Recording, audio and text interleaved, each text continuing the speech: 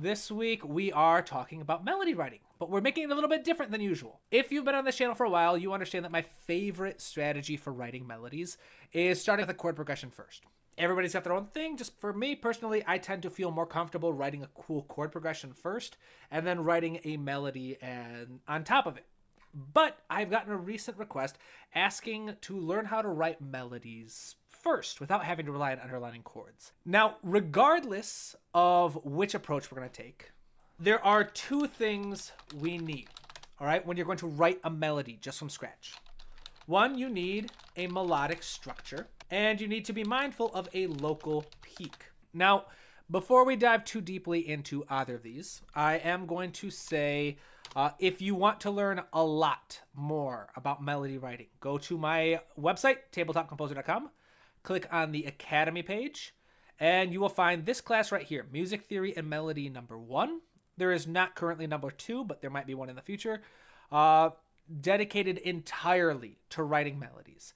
All of these classes are 100% free. What they are is essentially each class, since I have like 270 videos on YouTube, each of these classes is basically an organized playlist. So if you want to learn about harmony and chord progressions, here is all of the videos from my channel and the order I would recommend watching them that would teach you everything you need to know, as well as just some blog posts and initial notes that I included to fill in the gaps. Same with melodic structure, instrumentation, and arranging and orchestration. So that's just like a quick thing. If you want a very in-depth discussion, this class right here is going to be your good friend. So two things we need to focus on are melodic structure and local peak. So melodic structure, anytime you see this word right here, structure in music, it basically just means pattern. It's another fancy word for saying some kind of pattern. Now, a melodic structure is a pattern for your melody. Now, there are formal structures, but really any pattern you can come up with that makes sense to you will, in theory, work. Now, there are 3 structures we are going to focus on today because there are these 3 structures that make the vast majority of all melodies you've ever heard. Vast majority of film scores, vast majority of songs, vast majority of anime music, you name it, the vast majority of melodies follow one of these 3 structures. First, we have sentence structure, then we have period structure, and then we have sequencing structure. Now, the names aren't all that important, but they just all refer to specific patterns that we're going to explore together. Sentence structure goes A, B, C. Period structure goes A, B, A, C. And then sequencing structure goes A, C. All right, and I'll explain each of these, so don't worry. But let's take a look at sentence structure first. If we're going to use sentence structure to write a melody, and you wanted to use an interval focus, I'm going to say, step number 1, come up with 4 notes for your first 2 bars. All right, that's all we're going to do. And if you want, we'll say tabletop composer, intervals. If you want to learn more, this video is one of the very first videos I ever made, how musical intervals and emotions are connected. This is a helpful one to learn more about that. But for now, all we're going to do is we're going to pick 4 random notes. We're not going to worry about key. We're not going to worry about chord progressions or tones. We're just picking 4 random notes because as long as you have a melodic structure, any random idea you're going to come up with can, in theory, work. So let's say we're going to go C and A because I like the sound of a minor 6th. Or is that a major 6th? That's a major 6th. I like that sound. And then we'll do F and G. All right, because I just decided randomly, let's do F and G. I didn't put a lot of thought into it. All I thought is I like this interval here, and I wanted 2 random notes, so I'm going to go down and up. So these are my first 2 bars.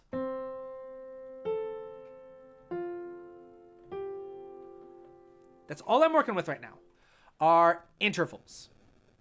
Now, in order to use a structure, we need a motif. Because what these structures are is they're little patterns or roadmaps to how the motifs get used. So A, B, C says you're going to have a motif. A motif is just a short little musical idea. In this case, it's a 2-bar idea. You're going to take your motif. You are then going to repeat your motif. Sometimes you can add a little bit of change if you want, but it's up to you. Then you need to introduce a new idea, or maybe a related but distantly related idea. and then you find a simple way to end it, a cadence. So to create this, we need 3 ideas. One that gets repeated, one that becomes a new idea, and one that just helps end our idea. So this is my first intervals. I said strategy number 1, come up with 4 notes for your first 2 bars. All right.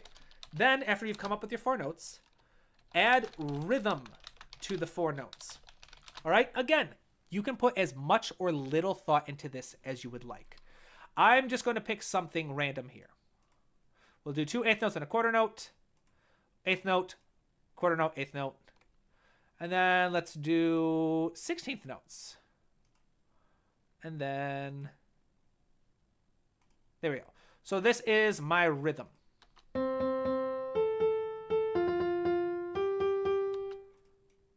You know what? Let's just make this one long note at the end because I like the way that would sound better. I've added rhythm. This was random. You watched me. I didn't pre-plan it. I didn't do anything. I just put in a little bit of rhythm randomly, and it's already starting to come up a little more shape. We're coming up with our 2-bar motif. So add rhythm to the 4 notes. After we've added the rhythm to 4 notes, explore moving some of the shorter notes to embellish the melody. Again, today we're just focusing on a very short kind of rapid fire strategy. So by embellishments, I mean we're going to take some of these shorter notes. We're going to move things around a little bit. So let's try B. We'll do that.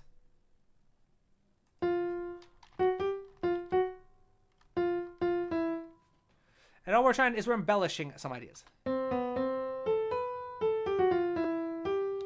All right, that sounds a little too crazy. So let's start off with this first measure. Bum, bum, bum, bum, bum, bum, bum. Bum, bum, bum. Let's try.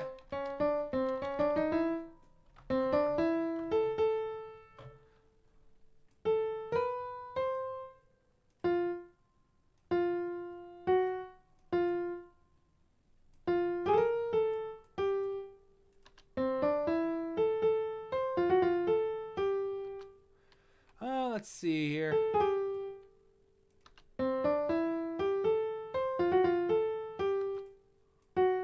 Let's get rid of that chromaticism a little bit. And I like that. All right, again, it was just adding a little bit of randomness. It's exploring a little bit. Obviously, if I had wanted to be a little more careful with my craftsmanship, then I would have spent a lot more time focused on it. As far as random ideas go, I now have my 2-bar idea. So again, we want to focus on melodic structure, and I'll get to the local peak in just a moment. I've got my idea. So then depending on the structure, we then have a map of what to do next. So sentence structure says you have an idea. Let's now repeat the idea with a little bit of variation. So let's try taking this. We'll copy and paste. We'll listen to them together and see how we can make any changes.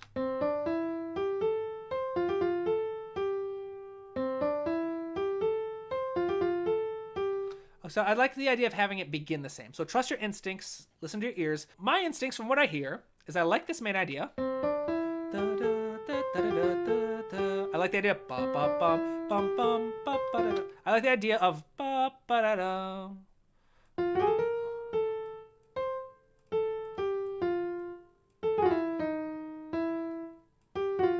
Let's try this.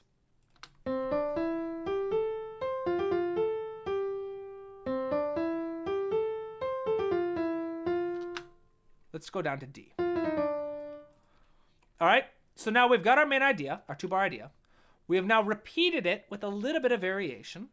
So in sentence structure, this local peak will usually happen around motif B. It doesn't have to, but the local peak is essentially a moment in the melody that everywhere else seems to be leading into. It's a moment where one of the parameters of your music seems to reach its highest peak. That's local peak. So again, check out that class if you want a much more in-depth explanation of this. But for now, you can think of the local peak as being a moment where you hit a longest note value, a highest pitch, or a lowest pitch. One or more of those three things. So either a super long high note, a super long low note, or just a high note or a low note, or just a super long note. Somewhere where it feels like your music is building up to it, all right? So one of the most common tends to be a long held out top note. So we've came up with our idea, we repeated it, so now if we want to create a new motif, we need to use the same strategy we did before. This, looking at it, it looks like it's written in the key of C major, because we have a lot of notes outlining the note of C major in our first bar. So you don't have to worry about the key or not, but you can just do, again, coming up with just 4 notes. I'm going to have a nice just upward movement going that way. So we've got our basic shape. The next idea is to add rhythm again. Again, I'm just going to add a little bit of random rhythm. And this note right here is going to be my high peak. So let's listen to the melody.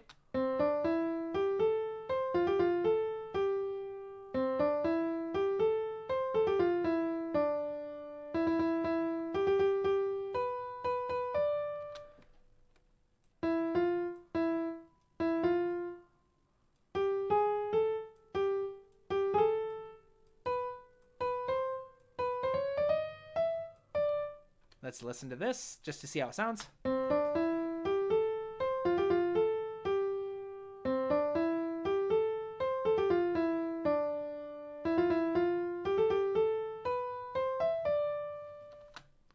right, awesome. So that works. So now we've got a little bit of a peak here.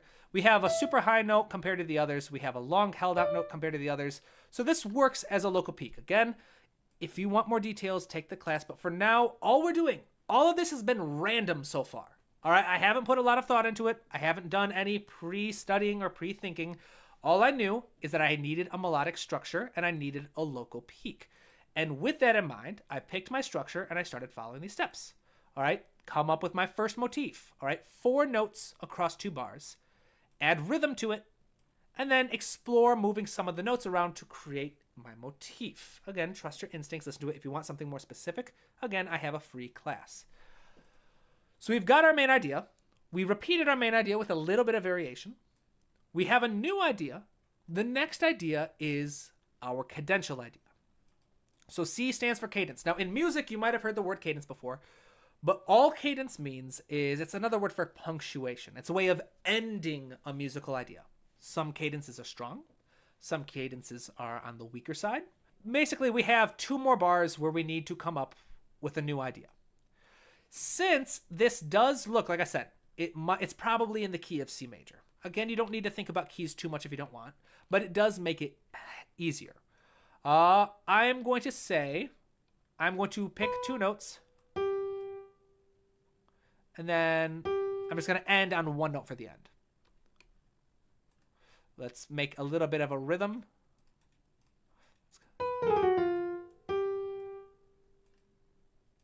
Let's do...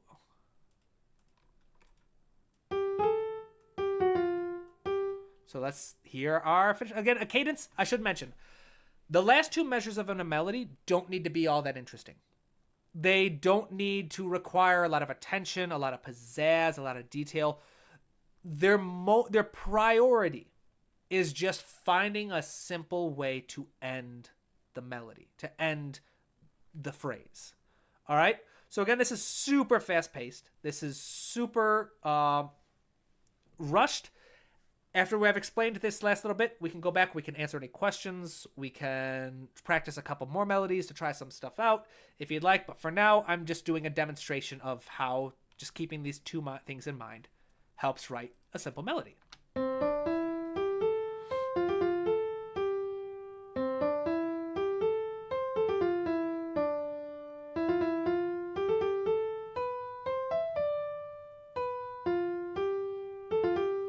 Oops. All right, so one thing I just noticed. B to F, it sounds crunchy because it forms a tritone. I don't like that. So I can go through and I can experiment with C, B to E.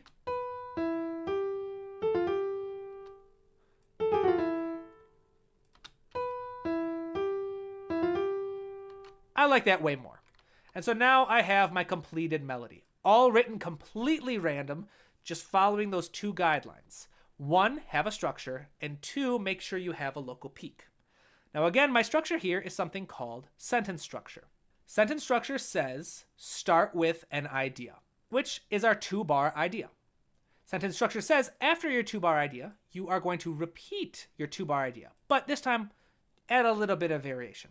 And variation, that's up to you. Whether you change a couple notes, you don't have to add variation. You could just copy and paste and it work just as fine. But if you want to add a little variation, that's fine too. Then, after you've repeated your original idea, you come up with a brand new idea. Something new, something fresh, something that doesn't reference the first 2 measures. You can if you want. There are some certain ways we can say, all right, I like this short little ditty. I'm going to take this and use it as the basis to write my new idea. But you don't have to. And the very last step is, again, to come up with a simple way to end it.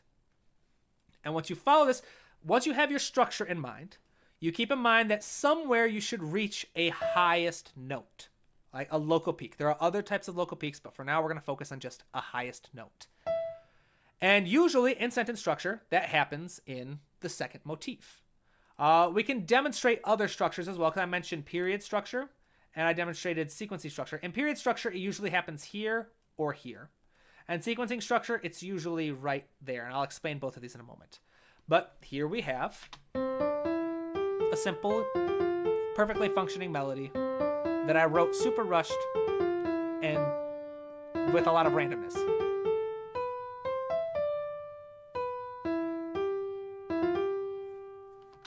I don't think I like that large leap. Let's try just a walk down. That's much better. All right, and that could work. That could work in a little, put that in 8-bit, and it sounds like a little video game theme. You could make it more of like a folk tune. There's all kinds of things you could do with this. Let's try one in period structure. So put up the pattern again. Period structure goes A, B, A, C. Again, each of these letters referring to a motif. Now, a motif is just a short musical idea. You could have it be 1 bar long. You can have it be 2 bars long. Whatever. I always typically go with a 2-bar idea. So for period structure, we need to come up with an original idea. And we're going to say instead of strategy 1, creating a simple motif. All right, this is what we're going to call this. We're going to start with 4 notes for the first 2 bars. That's all we're going to do. I like to do half notes. So let's just pick random notes. All right, so these are our 2 notes, our 4 notes. And next step that we had, after you've picked 4 random notes, or maybe they're not random, maybe you spent a lot of time picking these notes. I am doing this live, so I have to rely a bit more on randomness. Next step is we are going to add rhythm to our notes. I'm going to create a different personality this time around. And I'm going to go...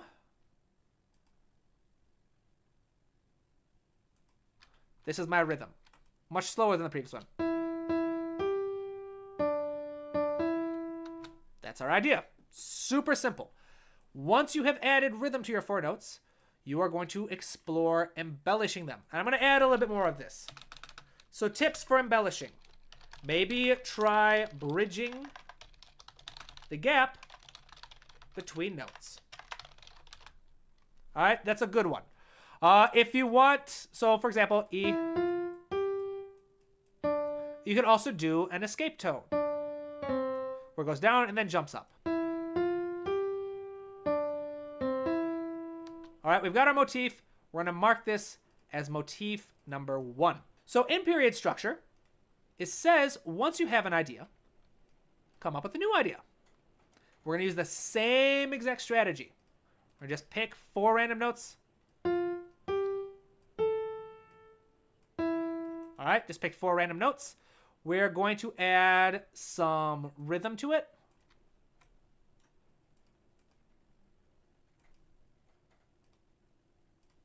Just again, random rhythm.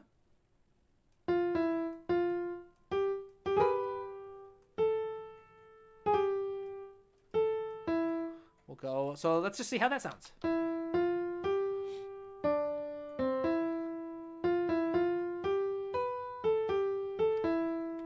Awesome. So that's our idea number 2. Period structure says after you have one idea and then you've created a new idea, it's time to repeat the original idea with a little bit of variation if you'd like. So I'm just going to take this, I'm going to copy it, I'm going to paste it, I'm going to change the color a little bit so that we can tell that they're related but different. Let's listen to it. Let's see if we want to change it at all.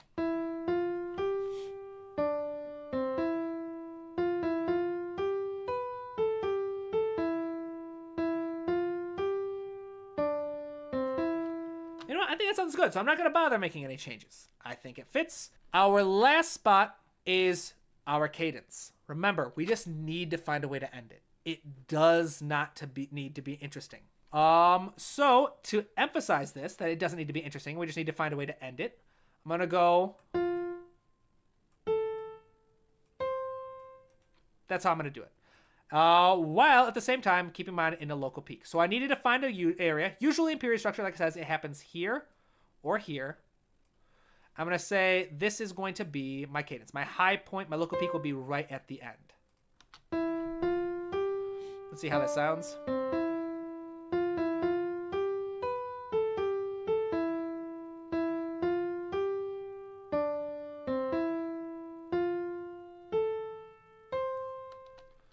Let's add a bit of rhythm here.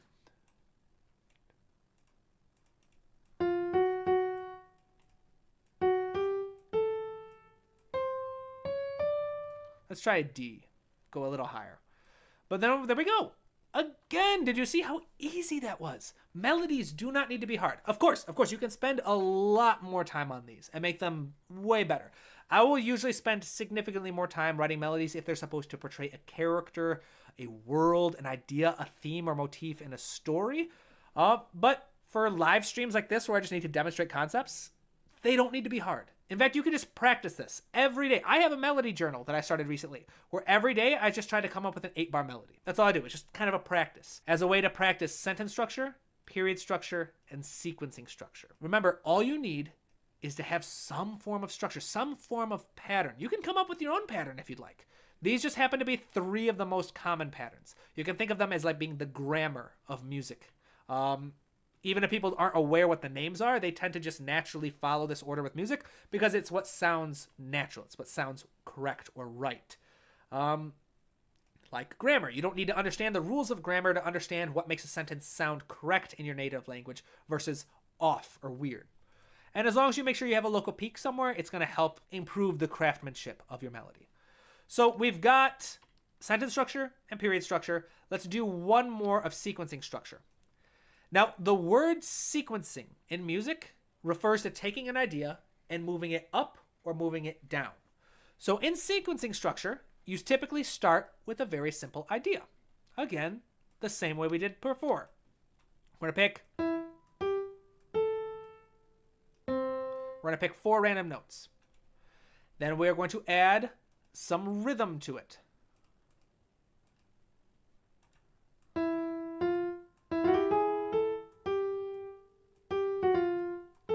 Let's see how this sounds. All right, so sequencing structure says you take this idea, you're going to repeat it. And once you repeat it, you are either going to raise it or lower it. So we have our main idea.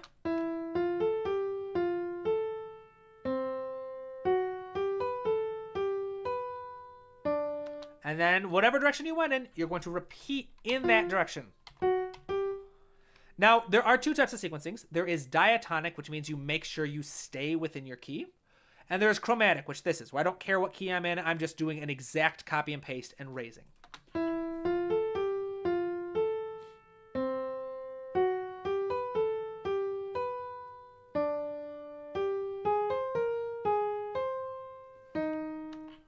And then, after you've sequenced it however many times you want, it's time to create your cadence. Just a simple way to end it. So then we'll repeat it.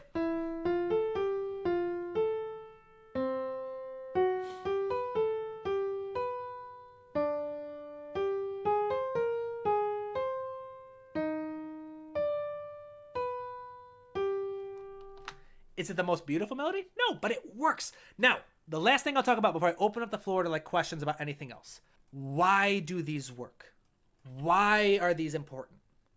So, first off, repetition and pattern are the core of all music, right? Literally, what makes noise into music is pattern. Even at the most base level, that's middle C, that's C4. What allows it to have pitch is the fact that the sound waves form a pattern. The sound waves have a shape, and that shape repeats. If it's C4, I believe it's somewhere like 261 times. That wave shape repeats 261 times in 1 minute, or 1 second. 261 times in 1 second, and because that pattern repeats 261 times, it has that specific pitch. Now, because patterns and repetition form the basis of all music, regardless of culture, regardless of tradition, regardless of time period, because melody and structure, because structure and pattern are what makes things musical, making sure your melody has some form of structure legitimizes your idea.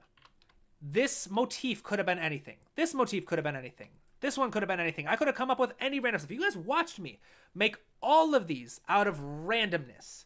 I just picked 4 random notes, I added a random rhythm, and then I moved it around until I liked the way it sounded. Making the individual motif was random, but structuring the melody as a whole was not. Every single one of these melodies followed a very specific pattern, a very specific structure. And through that structure, through that pattern, I legitimized it as music. Now, the local peak, while not as crucial as melodic structure, offers shape. It offers contour to your melody. It gives it a little more structure. So if we look at this, and we were to like just say, well, just pick some, I'll use, I will use modulation for now. This is not what modulation is used for. But we will see that the local peaks of each motif form a shape.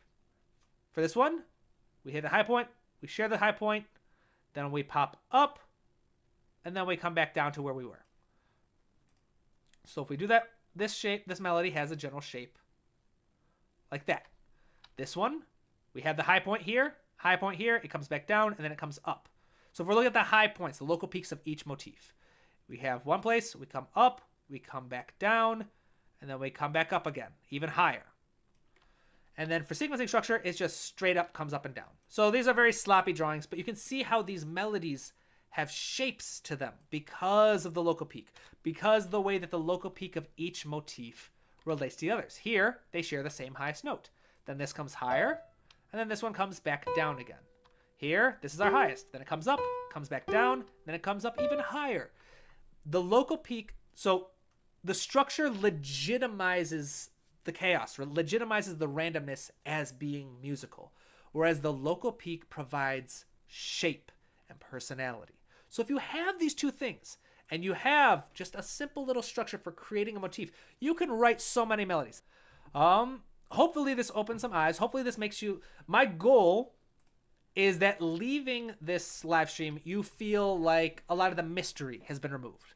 That you've realized that music doesn't have to be this mysterious, beautiful gift that you're either born with or not. Music is a craft like anything else. Just like how you can study and learn how to paint, you can study and learn how to carve, you can study and learn how to write music. Everyone can write music because it's a skill like anything else. There's no art form out there that you either have to be born with or not. Sure, there is a certain peak. Some people are born with a genetic, or maybe they're raised with just a natural, like a nurturing peak where they have an advantage to others and they can go to higher levels than other people. But everyone can improve at this skill of music writing. And that's something I'm very passionate about, because for so long I grew up thinking that composing music was something you're either born with or couldn't have. And that you had to be a professional composer, you had to be one of the lucky chosen few. And it's just not true. Going back, even Mozart has a quote where he goes about saying how he is viewed as being this natural born prodigy.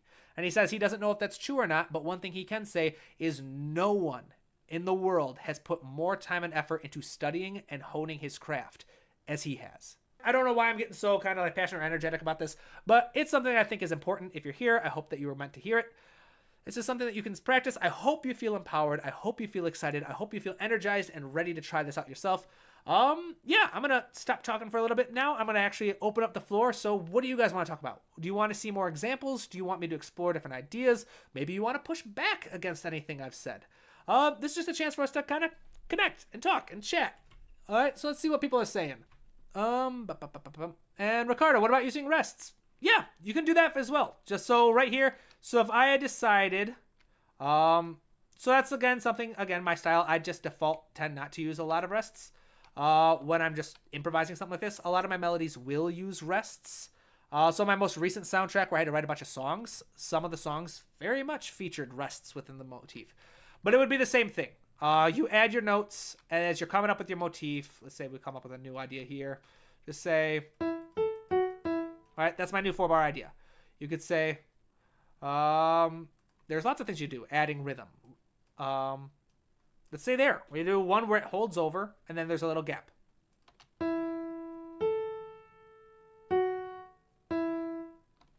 Yeah, it's just up to you. The same process.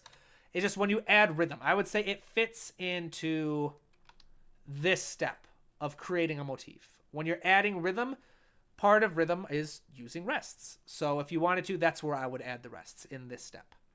Hopefully that helps. Try making a melody with a very weird interval, something that can't be in just one key. Ooh, all right, a challenge. Sven has challenged me to write a melody with super weird intervals, something that couldn't be in the same key. So, super weird intervals, to me, right off the bat, the first thing that comes to mind is going to be a tritone. And we'll do 2 of them. All right, so B, F, B, G.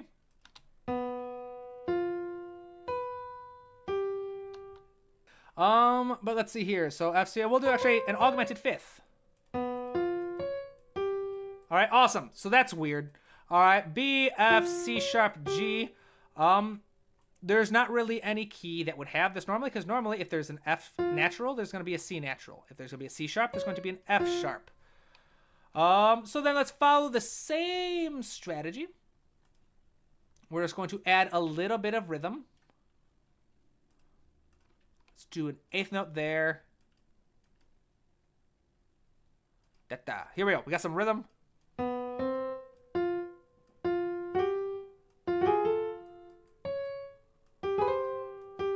All right, so we've got a nice little motif here. Super weird, super crazy sounding. So now, sentence structure, we are simply going to repeat it.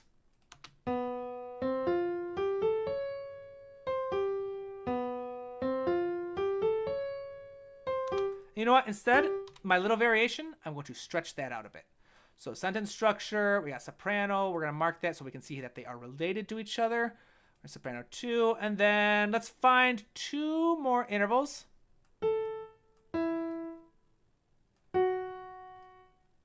And then again, going with the idea that F sharp and C sharp are usually hand in hand. I'm going to go in the opposite direction. And then let's stretch this one out a bit. We'll keep a very simple idea.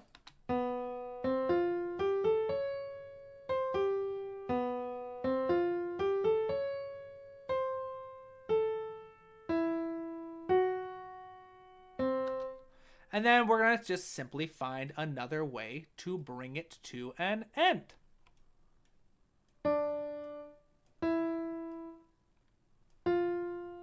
With some simple movement like that. So suddenly we've got it all put together. It's going to sound crazy because it's at a weird case, but because we had a, let's add a, let's just do a lowest point instead of a high point for a local peak.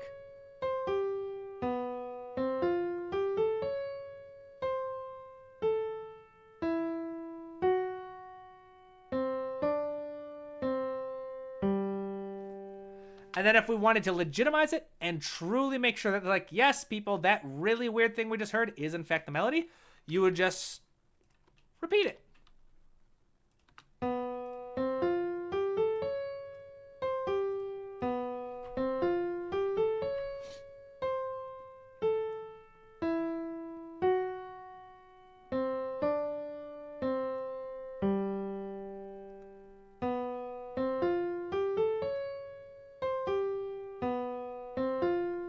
See? Even with the super weird intervals, it still functions. It still works. There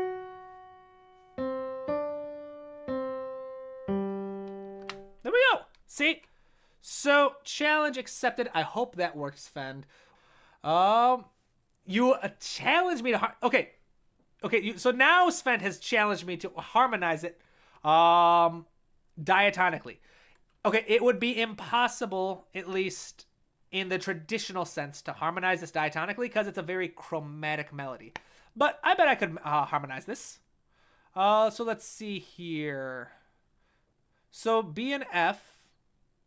Let's see. 2 chords that belong. You know what? This is going to be tricky.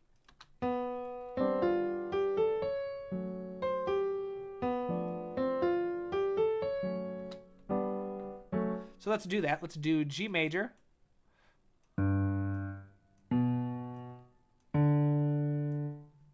Then we'll do...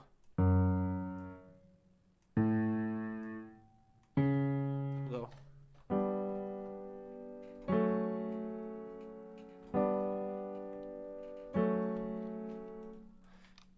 And then since it's the same motif, we'll repeat. We'll reduce the velocities here so that they're much softer. Let's raise these in octaves. That's kind of crunchy. So we're going to raise the whole thing an octave. There we go.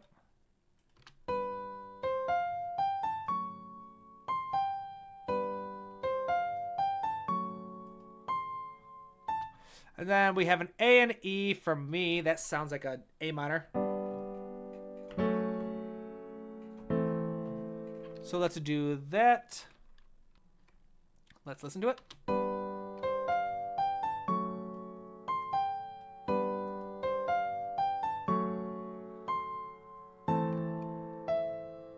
So then we have A minor. And then these 2 notes, F sharp and C.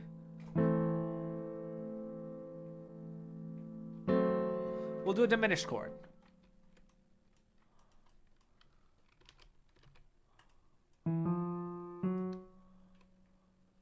So we've got, and the reason why this chord progression is working, because I'm also following sentence structure. I've got a 2-bar idea. I repeat the 2-bar idea. I have a new idea, and now I just need to find a way to end it. So F sharp diminished would work really well into D major. So we'll do, which fits with this here. And then we need to have D major into, what would D major resolve into? Into a G major could work. So we'll do this. And there we go. Challenge accepted, Sven. I wrote a weird little melody using dissonant intervals, and now I have harmonized it successfully.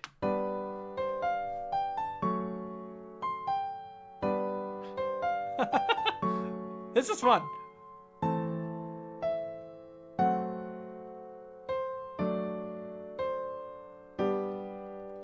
There we go. See, it works. Now, again, if you want to know how I just did that, if you want to learn all of the knowledge I have in my head, and you want to be able to just say, hey, I want to be able to do cool stuff like tabletop, go over to my bookshop. My textbook, the ebook version, is on sale, 20% off. If you want a physical copy, again, click on it. I sell these in on Amazon. Amazon has physical copies. If I had the physical copy on my desk, I'd show it to you, but it's downstairs. But yeah. All right, so let's see what are people saying, and then after this, I can do. I'm probably gonna call it. I got some people I need to meet up with. Sapir, I'll use counterpoint, make a fugue out of it. Oh, you guys are gonna kill me. So Sven, very good. That actually sounds better than I expected. The master shows this. Thank you. Y'all want me to do counterpoint? Oh, you're killing me. You're really killing me. Okay, that's what I'm gonna do. I will do counterpoint, and then I am going to call it a day. All right. Let's see here. Let's take this, copy and paste that. So we'll mute this for now. Let's do.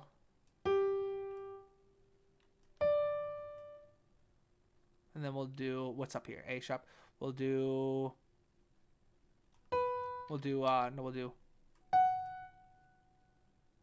And then we'll do down here too.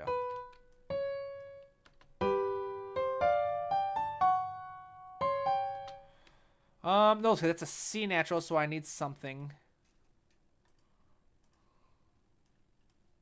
There we go. So let's add some rhythm to this.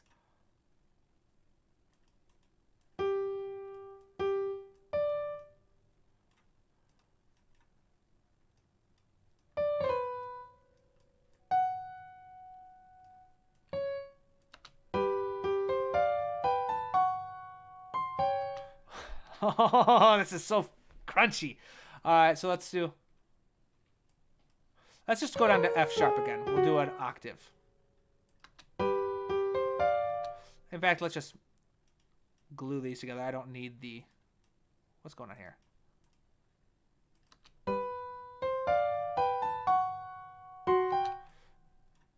We'll do one of these. We'll bring that with them.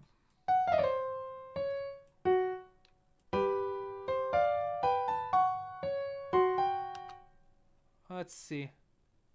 Let's do an A.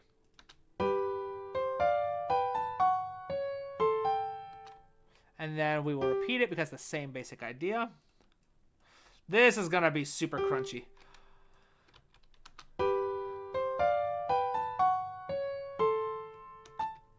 And then let's do A minor. So we'll do...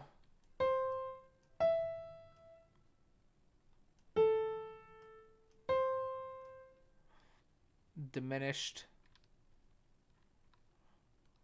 Let's see.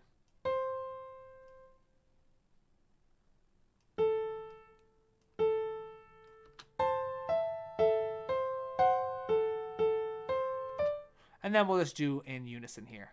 So what is this? This is D major.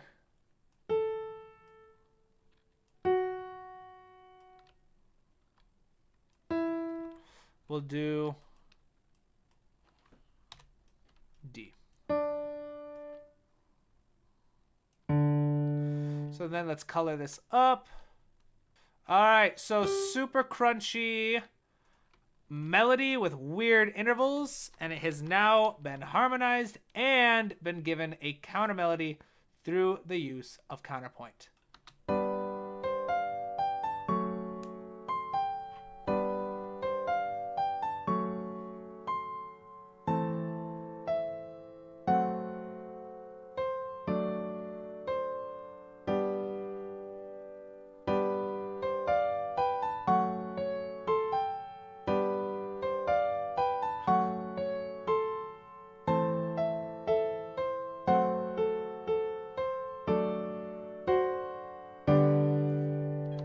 And there we go. There you have it. All right. That was actually a lot of fun. Thank you for the challenge, Sven. I really enjoyed that. And who was it that came up with the idea for counterpoint? Who was it? Oh, yeah. So it was Sven and Sapir. Sapir. There we go. Sapir was the one who recommended it. So thank you for the challenge, Sapir. It was a lot of fun. I enjoyed that. So hopefully you guys enjoyed it. If you did, please make sure you like the stream and share. Like the stream. Comment. Comment when it's posted. That helps a lot. I hope you all have a wonderful weekend. I will see you next Friday. All right, that's when I do my next stream. And again, I have a video dropping on Wednesday. If you want to get access to the video on Monday, make sure you become a patron or a channel member. Sale is going on my website for a full month. And yeah, I think that's the last of my announcements. So thank you very much to everybody who stopped by. I had a lot of fun with this stream. All right, see ya.